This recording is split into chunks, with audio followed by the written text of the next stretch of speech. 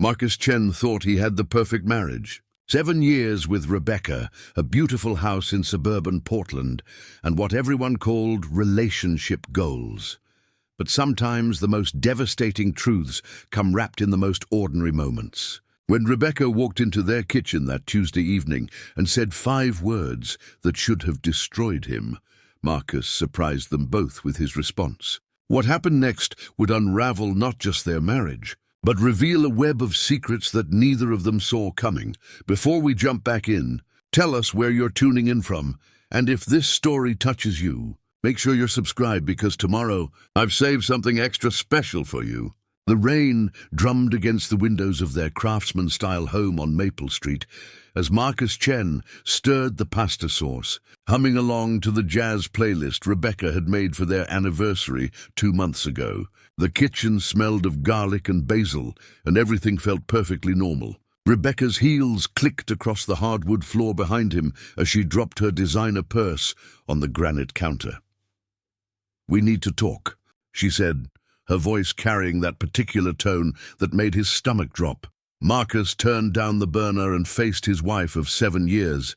Rebecca stood there in her navy blue blazer, her auburn hair still perfectly styled, despite the long day at her marketing firm. She looked beautiful, poised, and completely detached. "I don't love you anymore," Rebecca said, the words falling between them like stones into still water. The pasta continued bubbling behind him. The jazz music played on. The rain kept its steady rhythm. But everything had changed in those 6 words. Marcus studied her face, searching for some hint of emotion, some crack in that professional composure she'd perfected over the years. He found nothing, just the same polite distance that had been growing between them for months, maybe longer. "Perfect timing," Marcus said, setting down the wooden spoon. "Neither do I." Rebecca's eyebrows shot up, the first genuine expression he'd seen from her in weeks. She'd clearly prepared for tears, for pleading, for some dramatic scene that would make her feel guilty about her decision. She hadn't prepared for an agreement. "What do you mean?" she asked, crossing her arms. Marcus leaned against the stove, finally allowing himself to acknowledge what he'd been pushing down for so long. "I mean, I've been going through the motions too, Becca. We both have been. When's the last time we had a real conversation? When's the last time we laughed together?" "That's not—" Rebecca started, then stopped. She couldn't finish the sentence because they both knew he was right. "Remember our 3rd anniversary?" Marcus continued. "We spent the entire evening talking about everything except us. Your promotion, my project deadlines, your sister's divorce drama. We were like 2 roommates sharing a meal." Rebecca shifted her weight, her professional armor showing its first crack. "We used to talk about everything. We used to do a lot of things," Marcus said. "We used to stay up until 2 in the morning planning imaginary trips to Iceland. We used to dance in this kitchen while dinner burned. We used to care about each other's dreams. I still care about your dreams," Rebecca said, but the words sounded hollow even to her. "Do you? What did I tell you about the photography exhibition I wanted to apply for?" Rebecca's face went blank. She had no idea. "I mentioned it 3 times last month," Marcus said gently. "And when you got passed over for the creative director position, I brought you flowers and that bottle of wine you love. You thanked me and put the flowers in water, but you never actually told me how you felt about it. We just existed around each other." The kitchen fell silent, except for the bubbling pasta and the rain. Rebecca sat down at their breakfast bar, her composed facade finally crumbling.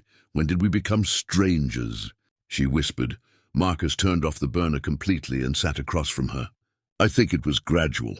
We got comfortable, then we got busy, then we got distant. We built this beautiful life that looked perfect from the outside, but somewhere along the way, we forgot to build it for each other." "I've been thinking about this for months," Rebecca admitted. "I kept waiting to feel something again, some spark, some reason to fight for us. But I just felt empty." "So have I," Marcus said. "I kept thinking maybe it was just a rough patch, that if we went on vacation or tried couples therapy or bought new furniture, something would click back into place." "But you can't force love back to life," Rebecca looked around their carefully decorated kitchen with its matching appliances and coordinated color scheme. Everything looked like a magazine spread, but it felt like a museum exhibit of someone else's life. "We're really good at pretending," she said. "We are. We fooled everyone, including ourselves for a while. Your mom still asks when we're going to give her grandchildren." Marcus winced. "My mom sees what she wants to see. She thinks we're the same couple who got engaged at that little restaurant in downtown Seattle." "God, we were so young," Rebecca said, and for the first time in months she smiled genuinely. "You were so nervous you dropped the ring under the table, and you laughed so hard you snorted champagne," Marcus remembered. "The waiter thought we were crazy. We were crazy. Crazy about each other." They sat in the growing darkness, each lost in memories of who they used to be. The pasta had gone cold, the sauce was probably ruined, but neither of them moved to fix it. "So what do we do now?" Rebecca asked finally. Marcus looked at his wife, this woman he'd promised to love forever, and felt something he hadn't experienced in years. Clarity. "We figure out how to do this right." The next morning, Marcus woke up on the couch in their living room. They'd agreed he would sleep there while they figured things out, though neither of them had slept much. Rebecca had already left for work, her coffee mug washed and placed in the dishwasher with military precision. He found a note on the kitchen counter in her neat handwriting. "Called in sick. Need to think. Back tonight." Marcus stared at the note, realizing this was probably the most honest communication they'd had in months. He poured himself coffee and sat at the breakfast bar where they'd had their revelation the night before. The abandoned pasta still sat in the colander, a stark reminder of how their perfect routine had finally cracked open. His phone buzzed with a text from his best friend Jake. "Still on for basketball tonight?"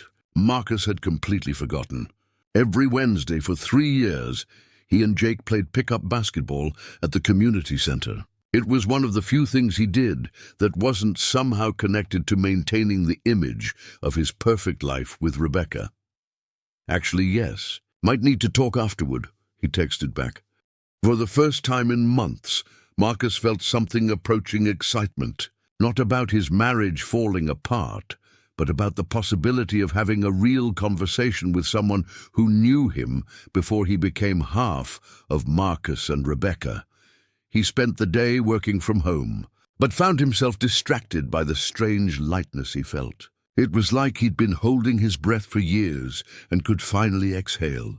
Every corner of their house told the story of two people who'd been trying so hard to be happy that they'd forgotten what happiness actually felt like.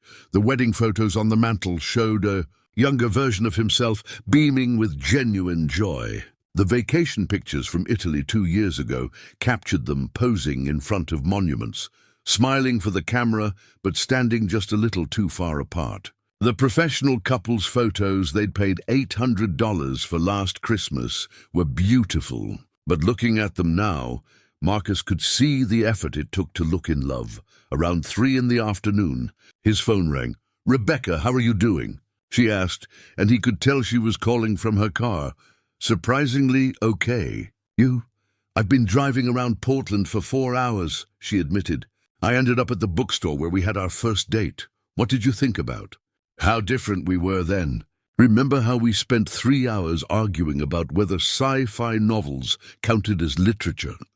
Marcus smiled. "You were so passionate about defending Ursula K. Le Guin, and you quoted Vonnegut until I wanted to throw my coffee at you." Rebecca's voice carried a warmth he hadn't heard in ages. "We disagreed about everything, but we loved debating. When did we stop disagreeing?" "When we stopped caring enough to have opinions that mattered to each other," Rebecca said quietly. "Marcus, I've been thinking about what you said last night, about doing this right, and I don't think we should just file for divorce and pretend the last 7 years didn't happen. We owe each other more than that." Marcus felt relief wash over him. "What do you have in mind?" "Preparing and narrating this story took us a lot of time, so if you are enjoying it, subscribe to our channel. It means a lot to us. Now back to the story. I think we should figure out who we are without each other, but gradually, like Conscious uncoupling, but honest about it. That sounds very Rebecca, Marcus said, and she laughed. I know it sounds clinical, but hear me out. We've been living parallel lives in the same house for months. What if we actually talked about what we want individually? What if we helped each other transition instead of just exploding everything? Marcus considered this. The typical divorce scenario involved lawyers, hurt feelings, and dividing up possessions like they were splitting up a business partnership. But Rebecca was suggesting something else entirely. We could date other people, she continued. Be honest about it. See if we remember how to be individuals again. That's either the most mature thing I've ever heard or completely insane. Maybe both. But Marcus, I realized something today. I don't hate you. I don't even resent you. We just outgrew each other. And that's okay. That evening, Rebecca came home with takeout Chinese food and a bottle of wine. They sat at their dining room table, the one they'd bought 2 years ago and barely used because they always ate in front of the TV. I have a confession, Rebecca said, opening the lo mein container. I've been attracted to my yoga instructor for 6 months. Marcus nearly choked on his spring roll. David, the guy with the man bun? His name is actually Derek. And yes, the man bun is terrible, but he's funny and he notices things. He asked me last week why I always look sad during Savasana. Do you look sad during Savasana? Apparently. He said, I hold tension in my shoulders even when I'm supposed to be relaxing. Rebecca paused with her chopsticks halfway to her mouth. He's not wrong. Marcus poured them each a glass of wine. Well, since we're confessing things, I've been having long conversations with Sarah from the coffee shop on 5th Street. Sarah the barista? The one with the purple hair? She's actually a graduate student in photography. We've been talking about composition and lighting theory. She invited me to her student exhibition next month. Rebecca raised her eyebrows. Are you attracted to her? I think so. It's hard to tell. I haven't felt attracted to anyone in so long.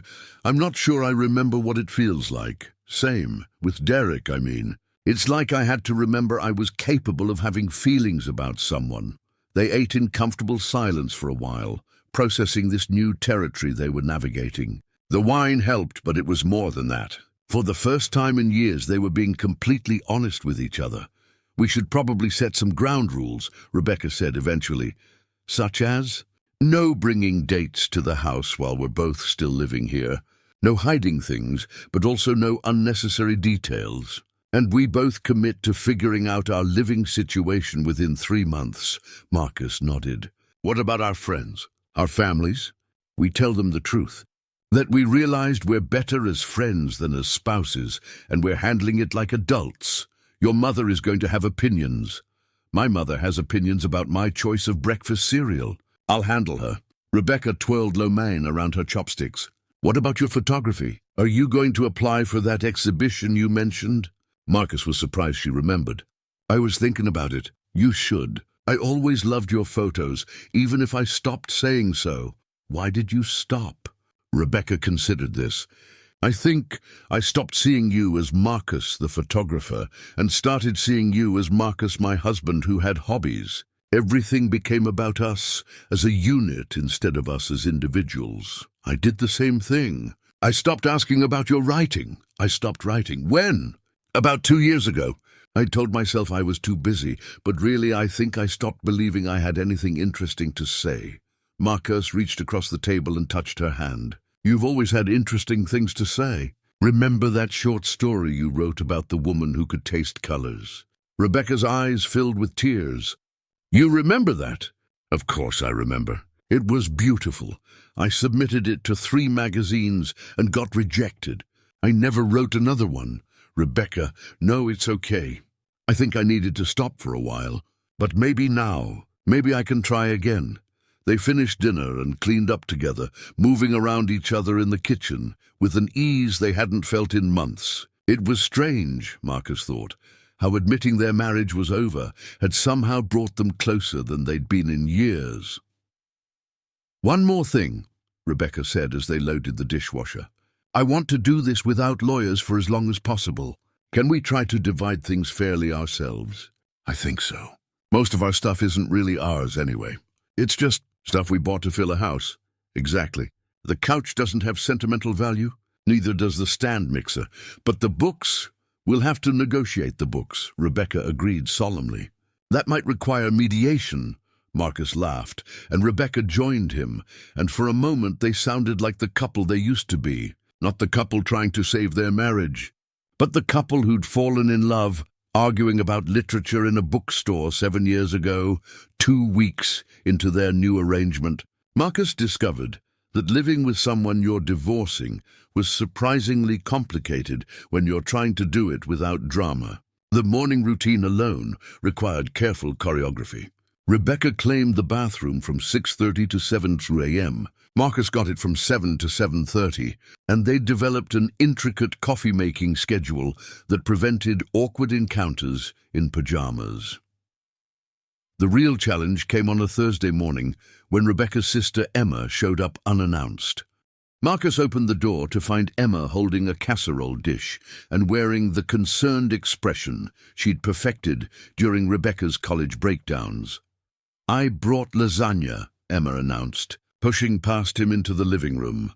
"Rebecca told me about Derek, the yoga instructor, and I wanted to make sure she's eating real food during this crisis." "It's not really a crisis," Marcus said, following her toward the kitchen.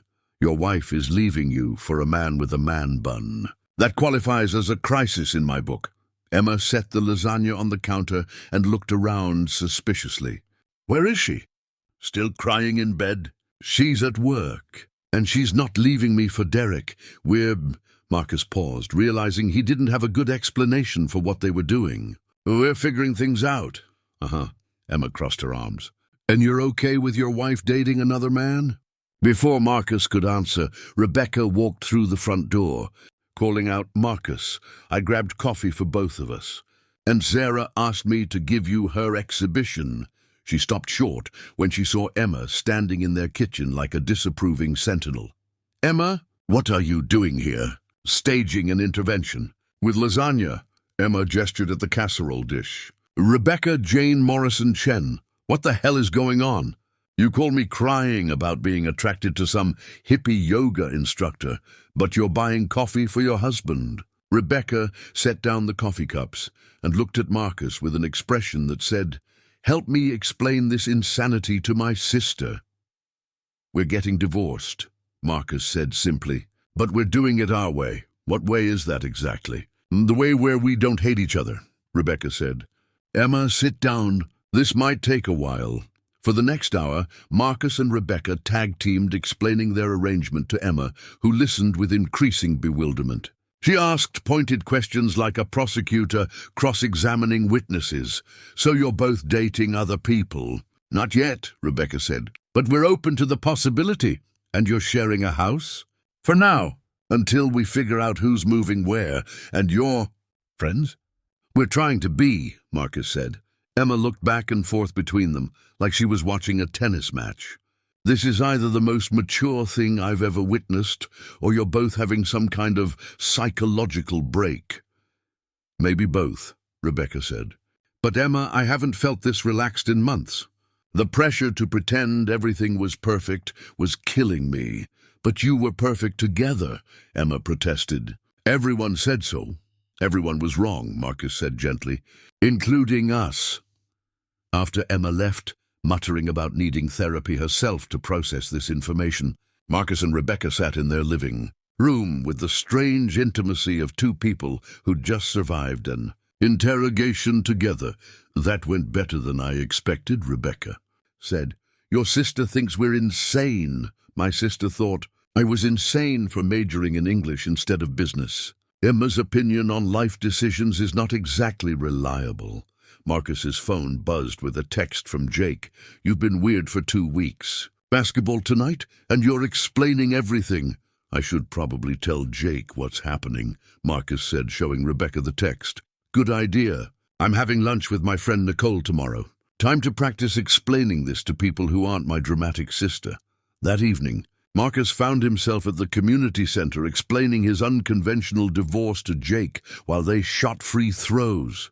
"Let me get this straight," Jake said, dribbling the basketball. "You and Rebecca both realized you don't love each other anymore, and instead of fighting about it, you decided to..." help each other date other people. That's a simplified version, but essentially, yes. Dude, that's either genius or completely fucked up. Why can't it be both? Jake made his shot. Have you actually gone on a date with this coffee shop girl?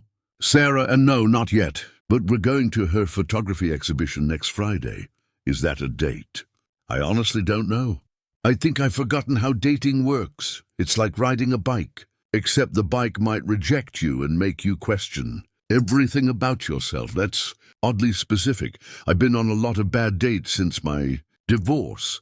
They played in comfortable silence for a while before Jake brought up what Marcus had been dreading. What if one of you changes your mind? About what? About the divorce. What if Rebecca decides she wants to fight for your marriage? Or what if you fall in love with her again, watching her date that yoga guy? Marcus had been pushing this question away for weeks, but it surfaced now like a splinter he couldn't ignore. I don't think that's going to happen, but what if it does? Then we'll deal with it. But Jake, the relief I felt when we finally admitted we weren't happy. I can't go back to pretending, even if she wanted to try again. Marcus stopped dribbling. Do you think I should want that? I think you should be honest about what you actually want, not what you think you should want. That night, Marcus lay on the couch, staring at the ceiling and thinking about Jake's question. Upstairs, he could hear Rebecca moving around their bedroom, getting ready for bed. In 2 weeks, this had become normal. Her in the bedroom, him on the couch, both of them navigating the strange territory between married and single. His phone lit up with a text from Sarah. Exhibition opens at 7 p.m. Friday. Looking forward to showing you my work. Also, I should mention, I know about your situation with your wife. Derek told me. I hope that's okay. Marcus stared at the message. Derek, the yoga instructor with the man bun, apparently talked to Sarah, the barista with purple hair, about Marcus and Rebecca's unconventional arrangement. Portland's creative community was apparently smaller than he'd realized. It's okay, he texted back. Transparency is good. Cool. See you Friday. And Marcus? I'm glad you're figuring out what makes you happy. Marcus set his phone aside and closed his eyes. For the first time in years, he was actually curious about what would happen next in his life. Not the life he was supposed to want, but the one he was actively choosing. Upstairs, Rebecca's light went out, and the house settled into its new rhythm of 2 people learning how to live separately in the same space. It should have felt sad, Marcus thought, but instead it felt like the beginning of something he couldn't quite name yet. On Friday morning, Rebecca came downstairs already dressed for work, her hair in the messy bun she'd been wearing more often lately, instead of her usual perfect style. Tonight's the photography thing with Sarah, right? She asked, pouring coffee. Yeah, are you nervous about me going? No, Rebecca said, and she sounded surprised by her own answer. I'm actually curious to hear what you think of her work. You always had good insights about photography. Thanks for remembering that. I'm trying to remember a lot of things I forgot, Rebecca said. Have fun tonight, Marcus, really. As she headed toward the door, she paused. Oh, and Derek asked me to have dinner with him next week. Just so you know, how do you feel about that? Terrified, excited, like I'm 17 again, but with better skin and more baggage. That sounds about right. After Rebecca left, Marcus sat in their kitchen drinking coffee and realized that for the first time in months, he was genuinely looking forward to the day ahead. The photography exhibition was held in a converted warehouse in Portland's Pearl District, the kind of space that smelled like exposed brick and artistic ambition. Marcus arrived at 7:15, fashionably late but not rudely so, carrying a bottle of wine he'd agonized over for 20 minutes at the corner store. Sarah met him at the entrance, wearing a black dress that somehow made her purple hair look elegant instead of rebellious. She was nervous, he realized, which made him feel less nervous himself. I should warn you, she said, leading him through the crowd. My work is pretty intense. It's a series called Urban Isolation, photos of people alone in crowded spaces. Sounds like my specialty, Marcus said, then immediately regretted the joke. But Sarah laughed. Actually, that's what made me want to show you. You always seem like you're observing everything from the outside, even when you're right in the middle of it. They moved through the gallery space, and Marcus found himself genuinely impressed. Sarah's photographs captured something he'd been feeling but couldn't articulate: the strange loneliness of being surrounded by people who weren't really seeing you. A businessman eating lunch alone at a food court table for 8. A woman checking her phone at a party, isolated by her own device. An elderly man feeding pigeons while joggers streamed past him like he was invisible. "These are incredible," Marcus said, stopping in front of a photograph of a couple sitting on a park bench, both staring at their phones, completely disconnected despite their physical proximity. "That one's my favorite," Sarah said. "I watched them for 20 minutes. They never spoke, never looked at each other, but they held hands the entire time." Marcus stared at the image, seeing himself and Rebecca in a dozen similar moments over the past year. "How did you know how to capture that?" "I guess I recognized the signs. I spent 2 years in a relationship where we were perfectly polite strangers living in the same apartment." "What happened?" "We realized we were staying together out of habit, not love. So we broke up, and now we're actually friends." Sarah moved to the next photograph. "It was the best decision we ever made as a couple." Marcus felt that familiar recognition, the sense that someone understood something he'd thought was unique to his situation. People thought we were crazy too. People think anything that doesn't match their idea of normal is crazy. But who's normal? The couple who stays married and miserable because it's expected. The friends who stop talking after a breakup because someone told them that's how it's supposed to work. They spent 2 hours walking through the exhibition, talking about composition and light and the stories behind the images. Sarah introduced him to other photographers, artists, people who asked thoughtful questions and listened to the answers. Marcus realized he hadn't been in a room full of people who were genuinely curious about things in years.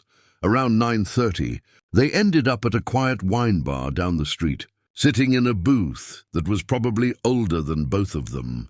"Can I ask you something personal?" Sarah said after they'd ordered. "Seems fair, considering I know about your last relationship now.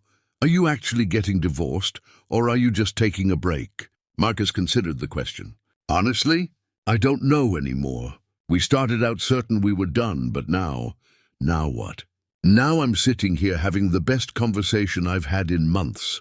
And part of me is thinking about how Rebecca would love your photographs, and how I want to tell her about this wine bar, because she'd appreciate the vintage posters on the walls." Sarah nodded thoughtfully. "You still care about her?" "I do. Just not in the way I'm supposed to care about my wife." "What way is that?" "Like I can't live without her. Like she completes me. Like we're two halves of one person." Marcus took a sip of wine. "We're two whole people who built a life together and then forgot why we wanted to. And now you're remembering who you are, separately." "Exactly. The weird thing is, the more I remember who I am, the more I appreciate who she is. But as a person, not as my other half." Sarah leaned back in the booth. "You know what I think?" "What?" "I think you two are going to end up being better friends than you ever were spouses." "Is that enough reason to get divorced?" "Marcus, there's no rule that says love has to look a certain way. Maybe your love story isn't about staying married forever. Maybe it's about caring enough about each other to let go gracefully." When Marcus got home around 11:30, he found Rebecca sitting at the kitchen table with her laptop, a cup of tea steaming beside her, completely absorbed in whatever she was writing. "How was the exhibition?" she asked without looking up. "Incredible. Sarah's really talented." Marcus poured himself a glass of water and sat across from her. "What are you working on?" "A short story. My first one in 2 years." Rebecca finally looked up, and her eyes were bright with the kind of energy he hadn't seen from her in ages. "It's about a woman who discovers she can see the moment relationships end, like an aura around couples, right before they break up. Dark. But I'm hopeful somehow, because she realizes that endings aren't always tragedies. Sometimes they're just transitions." Marcus smiled. "Art imitating life? Something like that." Rebecca closed the laptop. "Tell me about Sarah's work." For the next hour, Marcus found himself describing the photographs in detail, explaining why certain images had affected him, sharing Sarah's stories about the people she'd captured. Rebecca listened with genuine interest, asking questions, making connections he hadn't seen himself. "She sounds like someone I'd like to meet," Rebecca said eventually. "Really? Really? Anyone who can get you this excited about photography again is someone worth knowing. Speaking of which, how was your week? You seemed lighter when I left tonight." Rebecca smiled, a real smile that reached her eyes. "Derek asked me to have coffee with him tomorrow. Not dinner, just coffee. Very low-key. How do you feel about that? Like I'm remembering what it feels like to have butterflies about something other than anxiety." Rebecca paused. "Marcus, can I tell you something that might sound weird?" "Everything about our situation sounds weird. Go ahead. I think watching you get excited about Sarah made me realize something. I want you to be happy, not because you're my husband and I'm supposed to want that, but because you're this person I care about who's been dimmed for so long I forgot how bright you could be." Marcus felt something shift in his chest, a loosening of tension he hadn't realized he was carrying. "I want that for you too. The brightness, I mean. I know you do. And that's how I know we're doing this right." They sat in comfortable silence for a moment, the kitchen filled with the quiet intimacy of two people who understood each other in a way they hadn't in years. "One more thing," Rebecca said, standing up to rinse her teacup. "Sarah was right about something." "About what?" "We are going to be better friends than we ever were spouses." As Marcus settled onto the couch that night, he thought about the evening's conversations, with Sarah about recognizing isolation, with Rebecca about recognizing happiness. 6 months ago, the idea of his wife encouraging him to pursue another woman would have seemed like science fiction. Now it felt like the most natural thing in the world. His phone buzzed with a text from Sarah. "Thanks for tonight. Your perspective on my work meant a lot. Also, I really hope things work out the way they're supposed to with you and Rebecca." Marcus typed back, "Thanks. I think they are, and for the first time since this whole thing started." He actually believed it.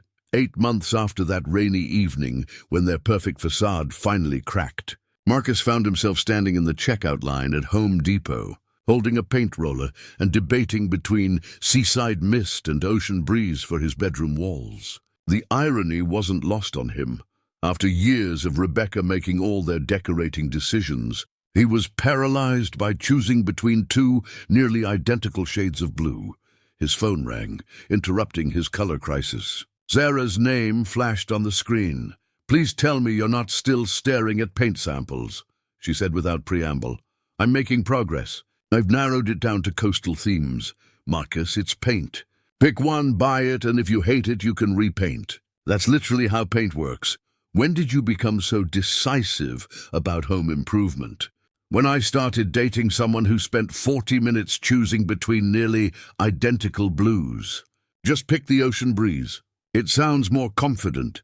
Marcus grabbed the ocean breeze and headed toward the register. "How was your meeting with the gallery owner?"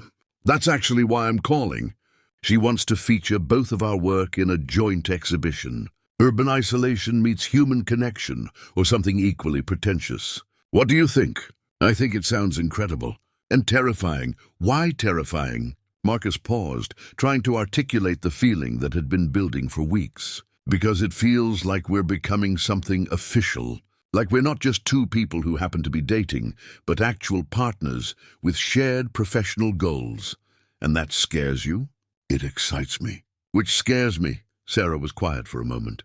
"Marcus, are you having second thoughts about us?" "No, God, no. I'm having first thoughts about us. Real thoughts about what we could be if I stopped treating you like a temporary distraction from my divorce.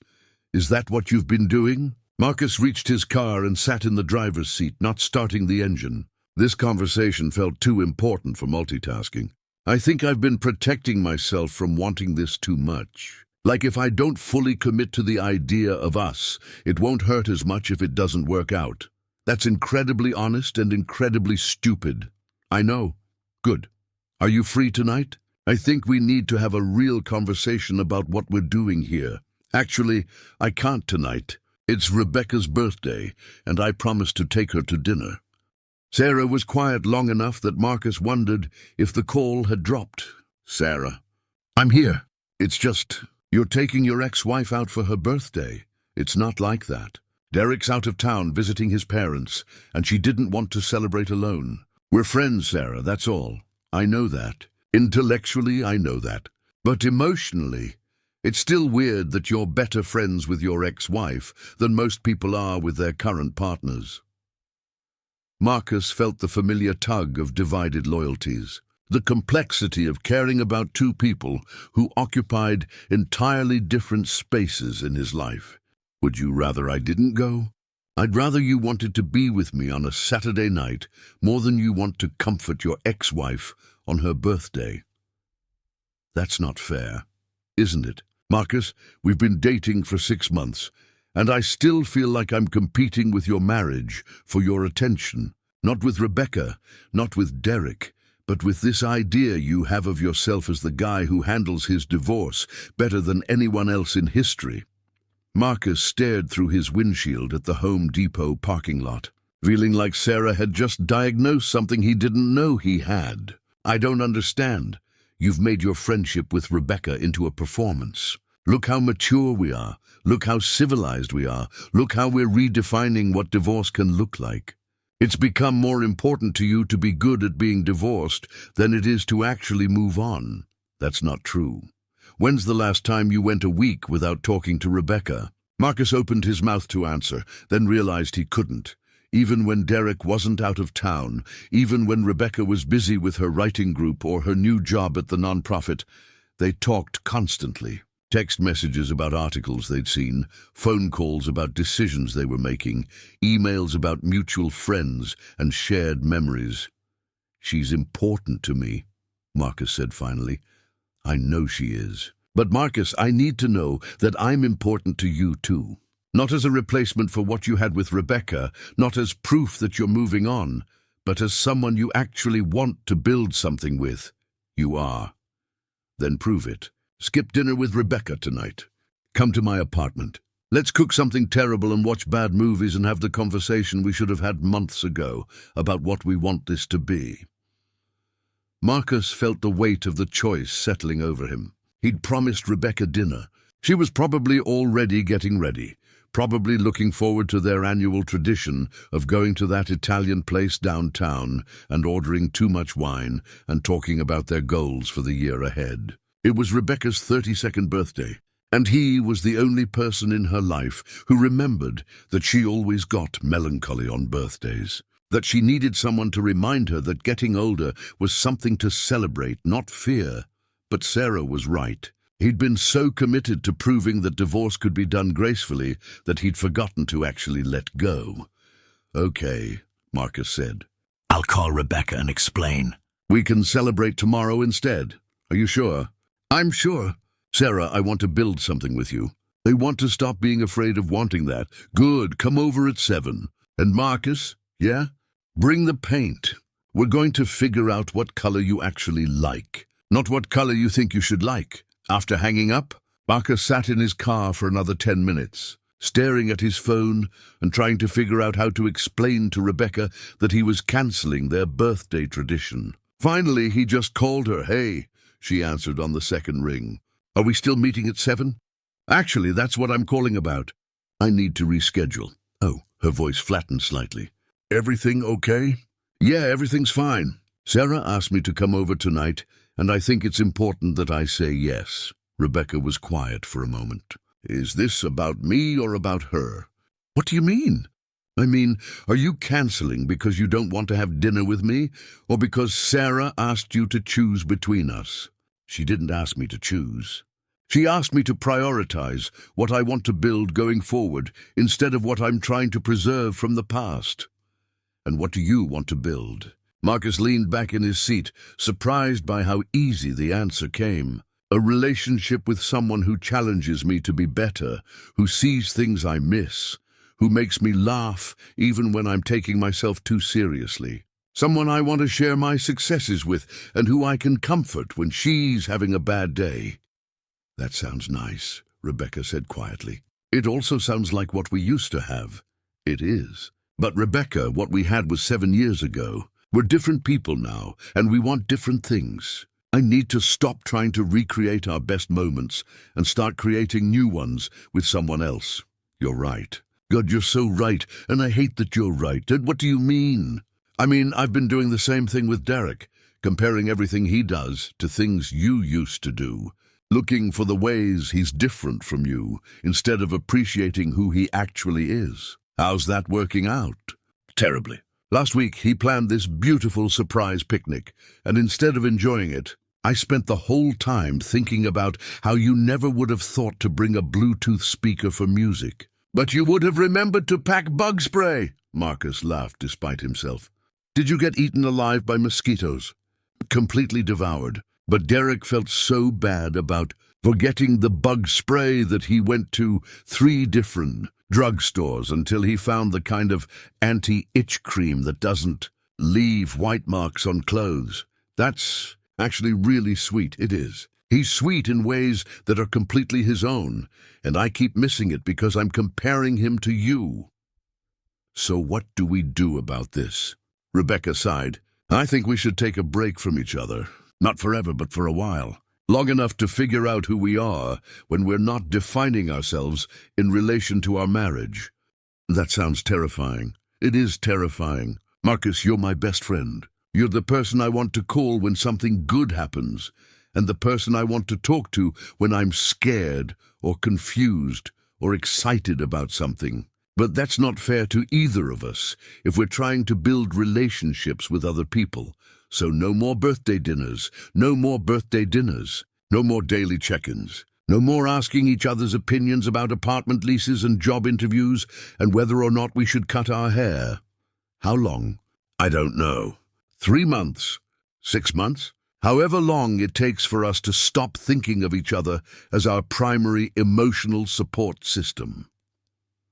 Marcus felt a grief he hadn't expected, sharper than anything he'd experienced during their actual divorce proceedings.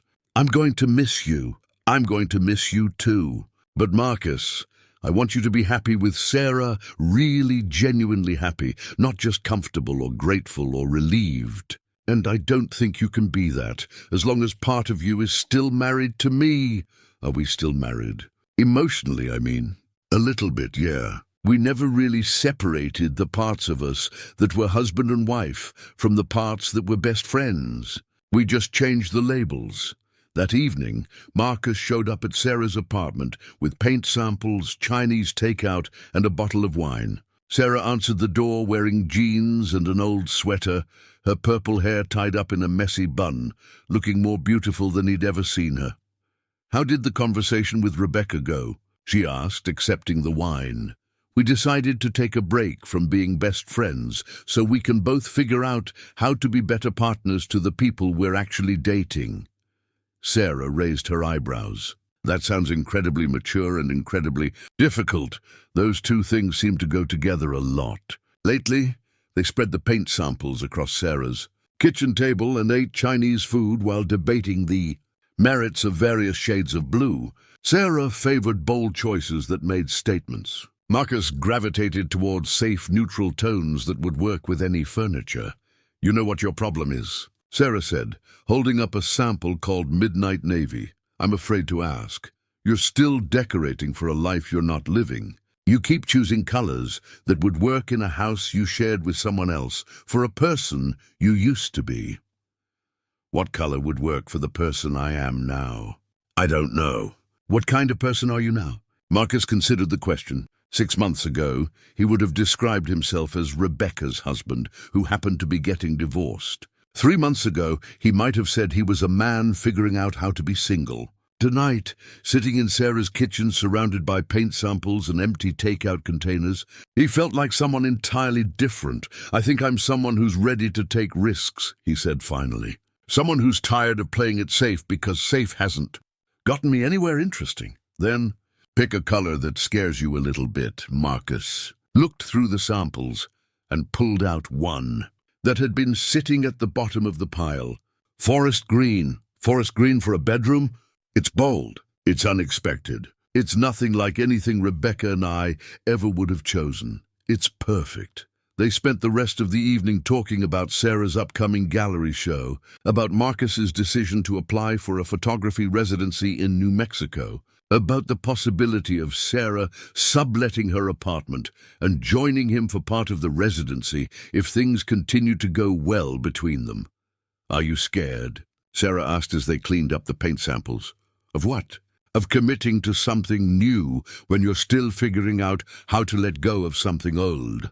Marcus thought about Rebecca, probably spending her birthday evening with Derek, maybe talking through their own version of this conversation. He thought about the 8 months since that rainy Tuesday when their marriage officially ended, and the 6 months since they'd started learning how to be divorced friends, and the 3 hours since he'd decided to stop defining himself by how well he could manage his past and start focusing on what he wanted to build for his future. "I'm terrified," he said. "But I think that might be the point." "Good," Sarah said, kissing him softly. "Let's be terrified together." 3 weeks later, Marcus finished painting his bedroom forest green and realized he loved it. It was bold and unexpected, and nothing like the safe, neutral colors he'd been gravitating toward for years. Sarah helped him hang his photographs on the walls, including several from his urban isolation series that would be featured in their joint exhibition the following month. His phone buzzed with a text from Rebecca. "Saw the announcement about your gallery show in the Arts Weekly. Congratulations, really proud of you." Marcus smiled and typed back, "Thanks. How are things with Derek?" "Good, really good. We're taking a ceramics class together. Turns out I'm terrible at pottery, but excellent at laughing about being terrible at pottery. That sounds perfect for you." "It is. Hope you're well, Marcus." "Talk soon. Talk soon." Marcus set his phone aside and looked around his bedroom now, decorated in colors he'd chosen, filled with his work and his books and his vision of what home could look like. It was exactly the kind of space he would have been too afraid to create 6 months ago. Too different from what he thought he should want. Outside his window, Portland was experiencing one of its rare sunny afternoons, and Sarah would be arriving soon to help him pick out furniture for the living room. Tomorrow, they will start planning their joint exhibition. Next month, he would find out if he'd been accepted for the residency in New Mexico for the first time in years. Marcus had no idea what was going to happen next, and he'd never been more excited about anything in his life. The acceptance letter from the New Mexico photography residency arrived on a Tuesday morning, slipped under his apartment door like a secret. Marcus called Sarah before he'd finished reading it. "I got in," he said without preamble. "Oh my God, Marcus. When does it start?" "September through November. 3 months in Santa Fe." He sat down at his kitchen table, still holding the letter. "Sarah, this could change everything. It will change everything. Your work deserves this." She paused. "I have news too. The Seattle Gallery called. They want to offer me a solo exhibition in December." Marcus felt his excitement collide with something more complex. "That's incredible. But the timing, I know. You'll be in New Mexico while I'm preparing for the biggest opportunity of my career.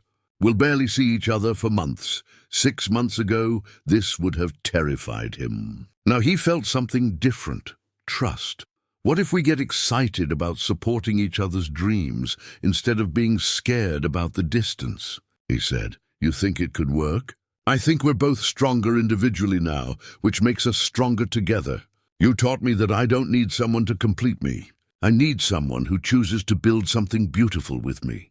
That afternoon, they met at their usual coffee shop. Sarah had surprising news. "I had coffee with Rebecca last week," she said, stirring her latte. "You did?" "She texted after our exhibition announcement. Marcus, she said something you need to hear. She told me that watching you become yourself again has been one of the best parts of your divorce. That the person you are now is who she always hoped you could be, but she was never the right person to bring that out in you." Marcus sat back, processing this. "She said that?" "She also said she hopes I realize how lucky I am to get to love the version of you that's confident enough to choose what he wants instead of what he thinks he should want." 3 weeks later, Rebecca invited them to a literary reading where she'd be sharing a story. Marcus found himself sitting with Sarah, Rebecca and Derek in a small bookstore, listening to Rebecca read a beautiful piece about learning that loving someone doesn't always mean staying with them. After the reading, as they walked to their cars, Rebecca fell into step beside Marcus. "Derek and I are talking about moving in together," she said. "How do you feel about it?" "Terrified and excited and ready. It feels different than it did with us. I'm choosing to share my life with him rather than expecting him to complete it." "I learned that from watching you with Sarah," she continued. "The way you two are together. It's partnership without possession." As they said goodbye and separated into their cars, Marcus felt the satisfaction of being exactly where he was supposed to be. Not where life had pushed him, but where his choices had brought him. Sarah slid into his passenger seat. "Good evening." "Perfect evening," Marcus said, starting the engine. "Ready to go home?" As they drove through Portland toward his forest green apartment, filled with photographs that told stories of human connection, Marcus listened to Sarah's ideas about his upcoming residency work. 6 months from now, they would both be different people with new dreams and clearer understanding of what they wanted to build together. Up next, you've got 2 more standout stories right on your screen. If this one hits the mark, you won't want to pass these up. Just click and check them out. And don't forget to subscribe and turn on the notification bell so you don't miss any upload from us.